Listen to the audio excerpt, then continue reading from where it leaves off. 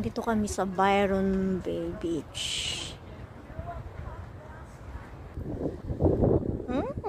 Nandito na kami sa Byron Beach, New South Wales.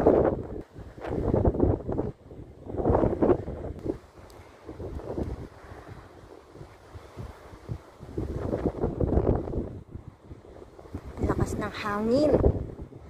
Mukhang uulan pa kasi.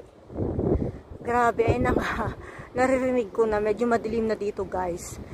Masarap, malamig ang hangin, maraming turista ngayon. O, diba? Grabe, oh.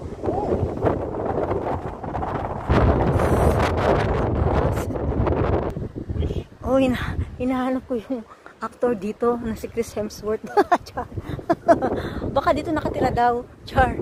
Baka doon yung nakatago doon. Ang ganda pa, oh, diba? Uy, Alec!